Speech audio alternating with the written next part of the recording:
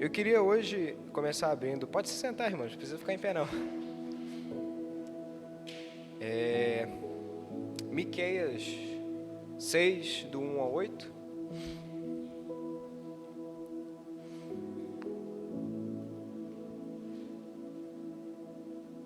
Todos acharam? Quem está com Bíblia? Deixa eu esperar os irmãos.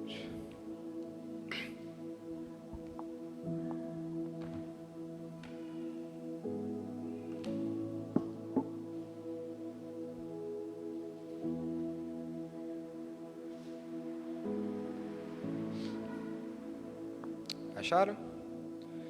Vou começar então. Eu estou na NTLH, se quiserem saber. Capítulo 1. Escutem a acusação que o Senhor Deus vai fazer contra o seu povo. Levanta-te, ó Deus, e faz a tua acusação, e que as montanhas e os montes ouçam o que dizes. Ó montanhas, ó alicerces, firmes da terra, escutem a acusação que o Senhor faz contra Israel, pois ele tem uma questão para resolver com o seu povo. Ele vai acusar o povo de Israel. O Senhor diz: meu povo, o que foi que fiz de errado? Será que exigi demais de vocês? Respondam. Eu os tirei do Egito, salvando-os da escravidão, e enviei Moisés, Arão e Miriam para os guiar pelo deserto. Meu povo, lembre dos planos que Balaque, rei de Moabe, fez contra vocês, e da resposta que Balaão, filho de Beor, lhe deu. Lembre de tudo o que aconteceu desde que saíram do acampamento do vale da Acacias, até que chegaram à cidade de Gilgal. Não se esqueçam nunca as vitórias que o Senhor conseguiu. O que é que eu levarei quando for adorar o Senhor? O que oferecerei a Deus Altíssimo? Será que deveria apresentar a Deus bezerros de 1 ano para serem completamente queimados? Será que o Senhor ficará contente se eu oferecer milhares de carneiros ou milhares de rios de azeite? Será que deverei oferecer o meu filho mais velho como sacrifício para pagar os meus pecados e as minhas maldades? O Senhor já nos mostrou o que é bom. Ele já disse o que exige de nós. O que Ele quer é que façamos o que é direito, que amemos uns aos outros com dedicação e que vivamos em humildade e obediência ao nosso Deus. Amém? A primeira coisa que eu queria falar é o seguinte: o que o Senhor exige para nós? Eu vou ficar um pouquinho mais aqui do lado, fica mais fácil para mim. O que o Senhor exige de nós? Ele exige exatamente isso daqui. Pratique a justiça, que está na versão diferente. Pratique a justiça, ame a fidelidade e ande humildemente com o seu Deus.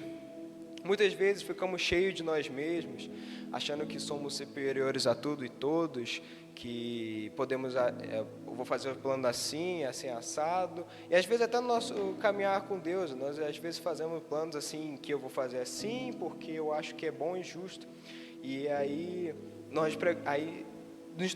achamos que somos grandes homens de fé, porque nós, teoricamente, já estudamos muito da palavra, só que esquecemos do que o Senhor nos mandou desde o início, que é o que é? Pratique a justiça, ame a fidelidade, ande humildemente. Também uma outra coisa, pregue as boas novas. Tem muita gente que às vezes quando se acha grande demais na presença do Senhor, acha que se acha o bombástico, e quando você pergunta, e aí, para quantas pessoas você já pregou o evangelho? Para 2 só, no máximo. E continuando, a obediência do Senhor é maior do que qualquer sacrifício, né, que foi citado, que a partir do versículo 6,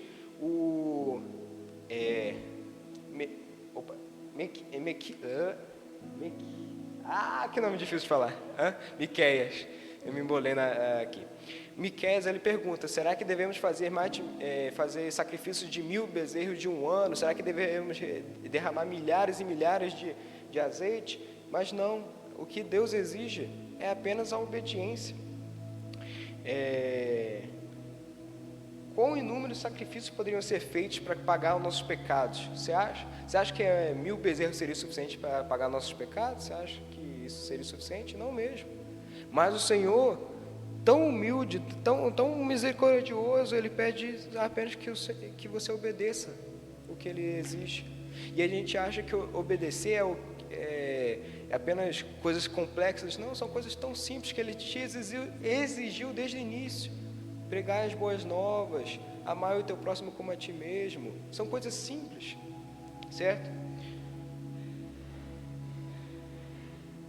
Por exemplo, a vida de Cristo, ele foi obediente do início ao fim. Por isso Deus se agradou do seu Filho, porque ele era obediente do início ao fim. Ele não fez nada complexo, ele não fez nada, algo tipo difícil de fazer para nós, é algo que nós podemos fazer todo dia. Foi obediente à palavra do Senhor.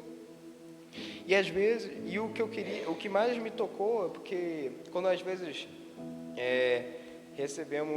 começamos a crescer no mundo espiritual, na igreja, começamos a encher de nós mesmos e acabamos esquecendo dos mandamentos do Senhor. Olha só como eu sou um grande líder de célula que comando, e aí a gente começa a falar de nós mesmos, esquecendo de falar de Jesus. A pessoa pergunta, e aí, como é que é o negócio de Jesus? Porque eu comando a célula, não sei o que, lá é muito milagroso. Aí a partir dali, deixamos de pregar o evangelho e pregamos de nós mesmos.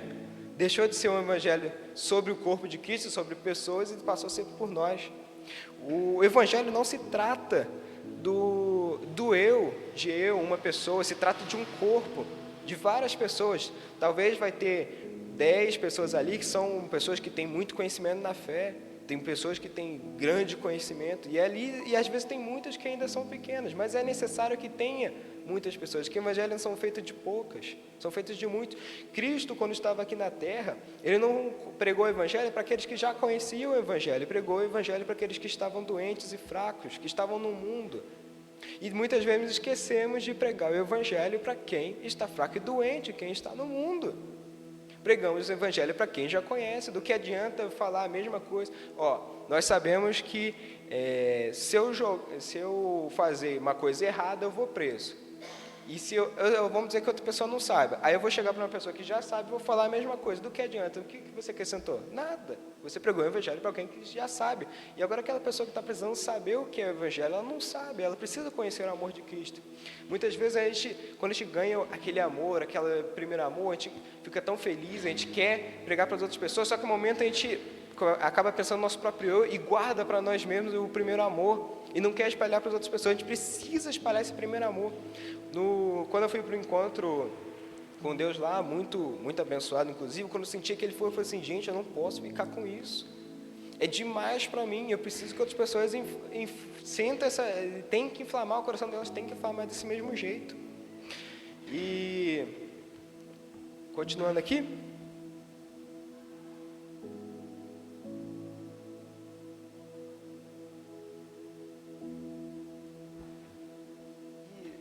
falando sobre isso, falei um pouquinho alto.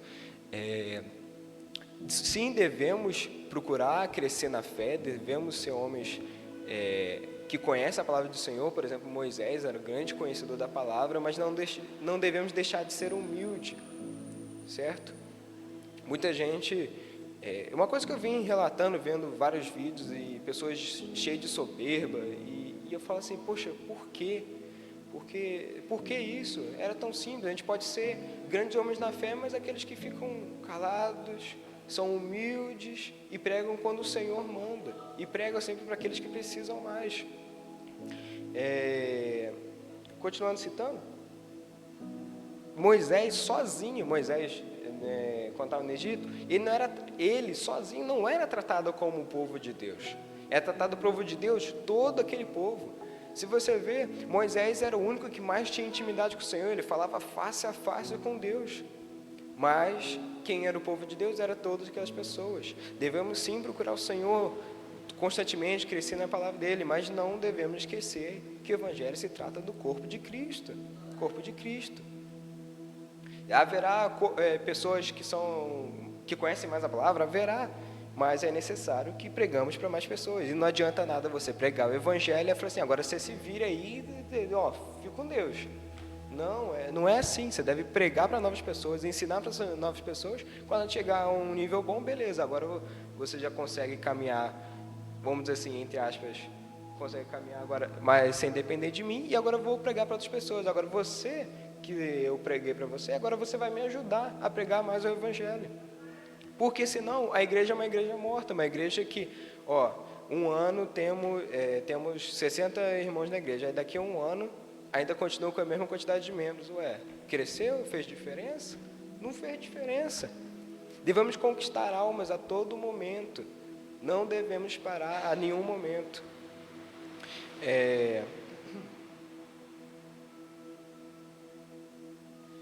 E eu senti que às vezes até mesmo no meu coração, porque no início, quando eu estava pregando ali, não pregando, né, mas contando sobre algumas coisas na escola, eu falava muito sobre Cristo. Aí, em um momento, eu percebi que eu falava às vezes mais sobre como eu era um líder de célula do que sobre como eu conhecer como Jesus. E às vezes ele pega tão despercebido, porque é algo que satisfaz a nossa carne, é algo tão bom assim, sentir as pessoas, caramba, olha só, a gente se engana e que ele deve ser reconhecido como um homem de Deus. A pessoa deve olhar para nós, caramba, ele tem Deus, mas ele não deve olhar para a gente, querer conhecer a gente, deve querer conhecer quem é o nosso mestre. E aí pregamos errado, aí pregamos, caramba, eu quero ser homem de Cristo, quero ser reconhecido como homem de Cristo. Mas aí a gente quer as pessoas que a gente prega, a gente quer que conheça a gente mesmo. A gente mesmo, o que eu tenho para agregar?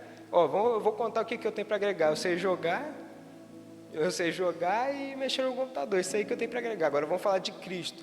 Amor inabalável, morreu por nós, Senhor Todo-Poderoso, Criador dos céus e da terra. Esse é o nosso mestre. Quem deve, o que essas novas pessoas têm que conhecer? A mim ou o Senhor Jesus Cristo? Então, é uma palavra bem rápida que eu estava vendo hoje. Então, que devemos crescer em espírito, mas não para nós mesmos, não para a bolha que já conhece, mas sim para pregar o Evangelho. Cristo, isso que a gente sempre teve como modelo Cristo. E aí perdemos o principal modelo de Cristo, que quando ele veio à Terra, ele não veio para conquistar pessoas que já sabiam da palavra, ele veio para conquistar mais e mais, curar os doentes. Além de curar, ele pregava. E depois, quando ele foi assunto aos céus, ele mandou os seus 12 discípulos, que tinham grande intimidade com ele. Agora falou assim, agora vocês vão pregar. E assim ele foi multiplicando. Então devemos pregar o Evangelho, nem que seja para poucos. Esses poucos nós devemos ajudar a ensinar, com a direção do Senhor, para que esses vão mais e cada vez se multiplique. E a palavra do Senhor se multiplique. Amém?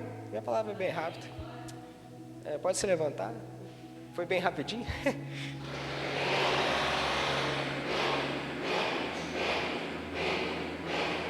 Tá potente.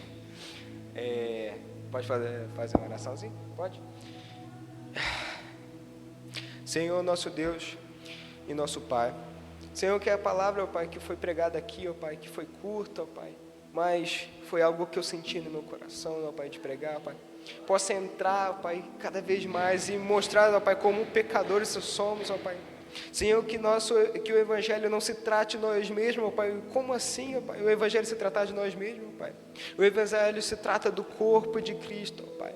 Senhor, que a gente possa cada vez mais aprender da Tua palavra, mas não para agregar para nós mesmos, ó Pai, mas que a Tua palavra venha a nós para pregar o Evangelho, ó Pai. Para que a gente possa cada vez mais pregar o Teu Evangelho para as outras pessoas, para que quando perguntarem de Cristo não podemos ficar sem respostas. Para cada pergunta que as pessoas fizerem sobre o Senhor, a gente saiba responder e que elas possam ser convertidas. Amém.